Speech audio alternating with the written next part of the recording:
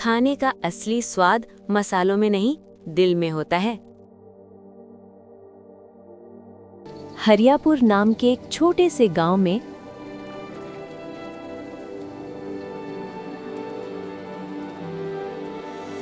हरिदास काका अपनी छोटी सी बेटी चंदा के साथ रहते थे।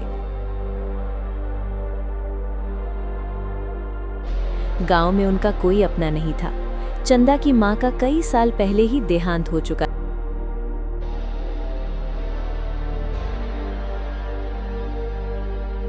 था और तब से हरिदास काका ही उसके माँ बाप दोनों बनकर उसे पाल रहे थे। हरिदास काका का एक छोटा सा मटन करी का ठेला था।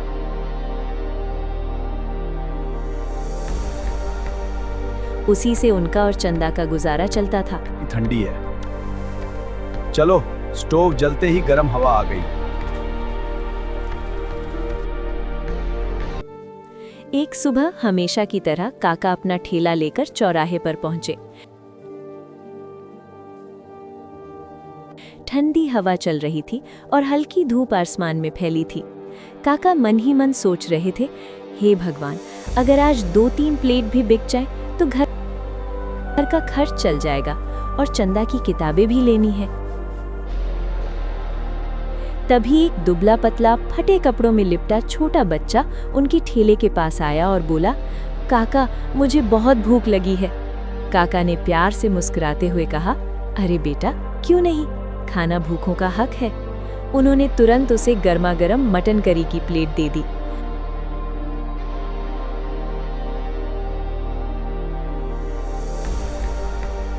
बच्चा चुपचाप सब खा गया और जाते जाते बोला, धन्यवाद काका, भगवान आपको खुश रखे।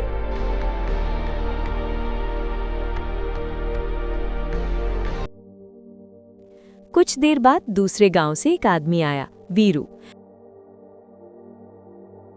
उसने मटन करी चखी और हैरान रह गया। काका, ऐसा स्वाद मैंने कभी नहीं खाया। काका हंसते हुए बोले, बेटा, ये सब गांव की मिट्टी का स्वाद है। वीरू बोला, काका, आप मेरे गांव चलिए, मैं आपको अपने होटल में काम पर रख लूंगा। जितनी कमाई होगी आधी आपकी और आधी मेरी। काका पहले तो चुप रहे, लेकिन जब वीरू ने चंदा के भविष्य की बात की तो वो सोच में पड़ गए। शाम को घर पहुंचकर उन्होंने चंदा से बात की।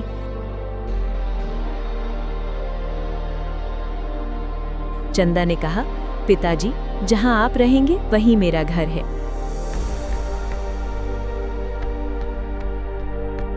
अगले दिन दोनों गांव छोड़कर वीरू के साथ चले गए। नई शुरुआत। नए गांव में काका ने जैसे ही कढ़ाई में मसाले डाले, खुशबू पूरे होटल में फैल गई। लोग दूर दूर से आने लगे, हर कोई उनकी तारीफ कर रहा था। वाह, क्या मटन करी है, बहुत बढ़िया। हाँ, बहुत स्वादिष्ट है। धीरे धीरे होटल की कमाई बढ़ने लगी, लेकिन इसी के साथ वीरू के मन में लालच भी बढ़ने लगा। धोखा।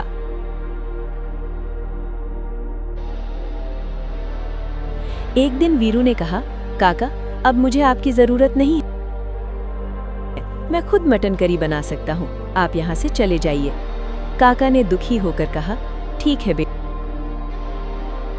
बेटा, लेकिन याद रखना, खाना सिर्फ हाथों से नहीं, दिल से बनता है। काका और चंदा वापस अपने गांव लौट गए। अरे वाह, आज रात का खुलासा मेरा ही होगा। परिणाम, अगले दिन जब वीरू अरे ये क्या है, बिल्कुल स्वादहीन। क्या हुआ चाचा? बहुत खराब, मुझे और नहीं खाना। क्या बात है? साहब, थोड़ा वह स्वाद नहीं कीजिए। अरे बाप रे, सब गिर गया। धीरे धीरे उसके सारे ग्राहक चले गए। नई उम्मीद। उधर एक ग्राहक अमन को काका की याद आने लगी। वो उन्हें ढूंढते ढूंढते उनके गांव पहुंचा और बोला, रामू काका, आप ठीक हैं? काका, मैं आपके साथ काम करना चाहता हूँ, हम मिलकर फिर से ठेला चलाएंगे। बेटा, ये टूटी झोपड़ी मेरी पूरी कहानी है। काका की आंखों में आंसू आ गए। दोनों ने मिलकर फिर से ठेला शुरू किया। वाह क्या स्वाद है। हाँ, ताज़ा मसालों से बना है। दिनों में फिर वही खुशबू पूरे गांव में फैल गई। लोग फिर से काका की मटन करी के दीवाने हो गए। लेकिन अब काका बूढ़े हो चुके थे।